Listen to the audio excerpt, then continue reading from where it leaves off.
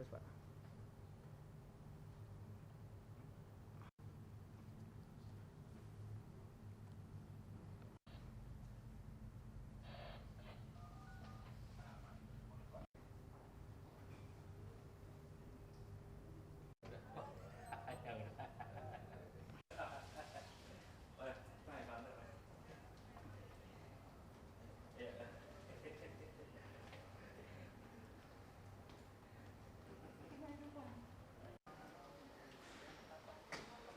Ya.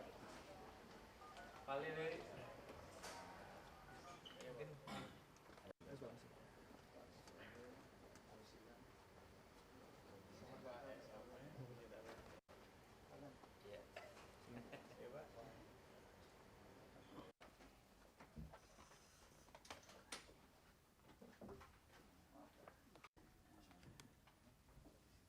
baik barangkali Pak yang sebenarnya dari kenakan ya. Assalamualaikum warahmatullahi wabarakatuh. Kami mengucapkan terima kasih bagi Serikat Pekerja di Gantara Indonesia. Nama lengkap saya yaitu Haribes Anasi.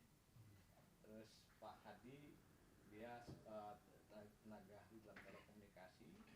Terus Pak dan kami kemarin ada 24 orang Pak ya datang ke sebagaimana yang menjadi PR Pak Didi pensiun karyawan PT Didi. Nah, jadi kemarin pun kita sambil pihak direktur utama PT Didi mengajukan kasasi. Ini amar putusan ditolak. Jadi sejak 2 Mei kemarin, 2 Mei 2000 ini menyangkut pembangunan Selat Sunda secara resmi itu belum pernah kita bahas di DPR RI. Khususnya di Komisi 5 terkait dengan infrastruktur. Adapun menyangkut FS-nya juga sampai sekarang Kementerian PU juga belum pernah menyampaikan ke kita. Kalau disampaikan ke kita, tentunya kita harus membahas secara seksama apa manfaatnya, bagaimana dampaknya, ya, bagaimana visibility-nya itu terkait dengan beban negara ini. Ini kan yang harus kita pikirkan. Tentu kan ada hitung-hitungannya. Kalau memang itu manfaatnya untuk kepentingan bangsa dan negara untuk menyelesaikan permasalahan infrastruktur, ya tentu teman-teman bisa memahami hal itu. Tetapi yang paling penting ini dulu harus dipresentasikan dengan teman-teman di Komisi 5 DPR RI. Tapi kalau FS itu dibebankan kepada APBN menurut Bapak gimana? Ya kita lihat berapa jumlahnya. 10 miliar Pak. 10 miliar apa? 10 miliar rupiah. Saya kira tidak mungkin lah. Kalau 10 miliar dolar, setahu saya itu infrastrukturnya secara keseluruhan. FS-nya mungkin tidak sampai ke situ, tetapi itu pun yang saya katakan besar kecilnya kita harus melihat dulu asas manfaatnya bagi bangsa dan negara ini. Layak nggak Pak? Hah? Program itu. Iya tentu kan harus dipresentasikan dulu. Kita harus lihat dulu presentasinya gimana. Bagaimana masalah-masalah yang terkait dengan itu, asas manfaatnya dan lain-lain. Dan ada inisiatif dari DPR Komisi 5 untuk memanggil PU untuk meminta mempertanyakan soal itu. Ya nanti suatu saat pasti kita sudah punya jadwal akan mengundang Kementerian PU, Kementerian Perhubungan untuk memberikan presentase karena itu juga terkait dengan kelancaran penyeberangan di Bakahuni. Masalah alam sendiri bagaimana? Ya masalah alam tentu kan itu tergantung dengan perencanaan.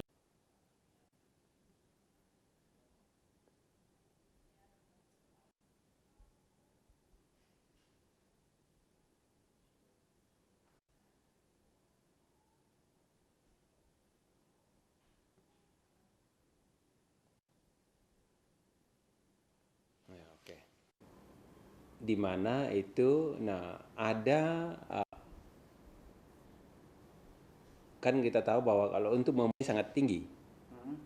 Nah, jadi buat studi kelayakannya, termasuk di semacam itu kan biayanya kira-kira hampir 1 triliun. Namun mereka menginginkan, maka itu kan nggak visible, nggak mungkin orang akan mau masuk, investor mau masuk, nggak mungkin. Pernah dilaporkan oleh Menteri Pekerjaan Umum tentang rencana untuk pembangunan jembatan Selat Sunda. Nah, waktu itu akhirnya salah satu kesimpulannya Komisi 5 yaitu menyepakati untuk dimulainya pembangunan daripada jembatan Selat Sunda yang nanti pada tahun 2014. Nah, untuk itu tentu kan harus dibuatkan visibility study-nya. Nah, sedangkan kan kita tahu bahwa untuk membuat FS-nya ini kan biayanya tidak murah, kira-kira hampir 1 triliun lebih. Nah, sementara APBN kita kan terbatas. Nah, sementara itu ada pihak yang mau membiayai pembuatan FS-nya tanpa menggunakan dana APBN, namun mereka menginginkan agar FS itu tidak hanya sekedar untuk pembangunan jembatan Selat Sunda saja, tetapi termasuk kawasan di sekitar situ. Nah, kalau hanya pembangunan jembatan tok, maka ini tidak akan visible. Maka itu harus dikaji juga, dibuat juga sekaligus dengan pembangunan kawasan, sehingga visible. Nah, dengan demikian maka pasti investor akan mau masuk, kalau misalnya visible. Nah, sementara Menteri Keuangan mencoba untuk meminta kepada Menteri Pekerjaan Umum untuk pembangunan jembatan Selat Sunda ini hanya khusus pembangunan jembatan saja tanpa dengan pembangunan kawasan. Nah, kalau hanya itu yang diinginkan oleh Menteri Keuangan, maka ini akan tidak visible. Nah, akibat dari tidak visible, tetap dipaksakan FS-nya dibuat dengan anggaran APBN, maka ini kan pasti akan hangus begitu aja. Nah, untuk itu harusnya Menteri Keuangan harus mengikuti atau mentaati apa yang telah dikeluarkan Presiden melalui Perpres 86. Nah, ini sementara Menteri Keuangan mau coba untuk merubah pembangunannya yang tadi berikut dengan kawasan hanya menjadi pembangunan jembatan tok. Nah, kalau jembatan tok maka tidak visible. Kalau tidak visible maka swasta atau dalam hal ini investor tidak akan pernah mau masuk. Nah, sementara anggaran kita kan terbatas.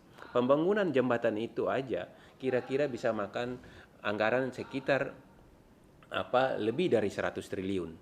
Nah, sementara dana APBN dari mana?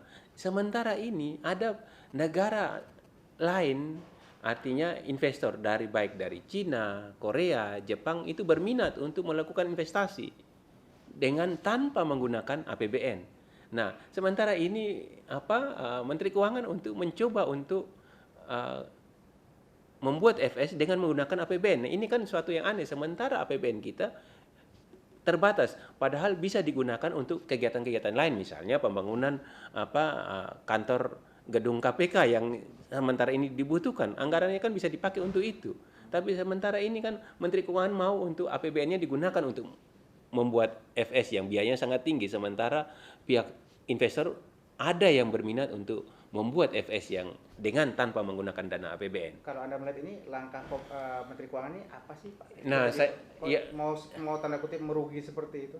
Nah, saya kira mungkin ada kepentingan Menteri Keuangan dalam hal ini, atau mungkin kepentingan pribadi atau apa yang ada kepentingan di situ, yang sehingga ya tentu beliaunya sendiri juga berarti tidak mentaati apa yang telah diputuskan oleh atasannya, dalam hal ini Presiden.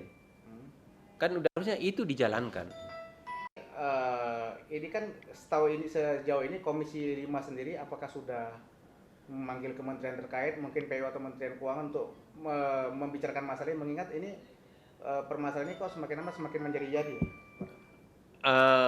Memang kita belum sampai waktu itu Kementerian Pekerjaan Umum baru melaporkan secara garis besarnya saja, belum sampai ke detail. Waktu itu mereka mau mengatakan bahwa nanti akan sampaikan lagi pada rapat berikut.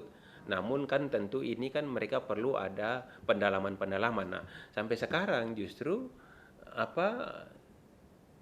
Menteri Pekerjaan Umum masih menunggu sampai sejauh mana FS yang akan dibuat itu. Nah, sementara Menteri Keuangannya belum menyetujuinya. Nah, ini yang saya kira ini menjadi satu hambatan. Dan sebenarnya ini kan merupakan satu prestisius daripada pemerintah. Dalam hal ini juga para petinggi saya dengar justru para petinggi di beberapa negara calon investornya, misalnya Cina, Jepang, Korea, itu sudah menyetujui untuk mereka ikut membiayai rencana pembangunan jembatan Selat Sunda ini. Oke, dari Komisi Ya, mungkin agak awamnya kan ada pihak yang mau membiayai FS tanpa menggunakan dana APBN, kok ini malah dihambat oleh Menteri Keuangan yang dia menginginkan agar FS ini dibuat dengan menggunakan APBN. Sementara APBN kita terbatas, kan bisa digunakan untuk hal-hal yang lain. Ada kepentingan-kepentingan lain yang cukup besar, yang tidak perlu dananya terpakai untuk pembangunan jembatan Selat Sunda, karena ada pihak lain yang mau membiayai secara keseluruhan. Nah, ini harusnya diikutin oleh Menteri Keuangan, dan dia harus patuhi apa yang menjadi putusan dalam Perpres 86 tersebut. Nah, sementara ini justru diulur-ulur, sepertinya memang sengaja untuk mau menggagalkan rencana pembangunan tersebut. Ada kepentingan-kepentingan politik daripada Menteri Keuangan, saya nggak ngerti. Gitu. Tapi ini apakah Komisi 5 sendiri akan dalam waktu dekat akan memanggil keduanya? Tapi mungkin nanti juga kebetulan nanti di rapat di Badan Anggaran, saya juga akan mempertanyakan kepada Menteri Keuangan tentang hal ini. Kenapa sampai hal ini belum disetujui atau belum dijalankan oleh Menteri Keuangan tentang rencana pembuatan FS ini.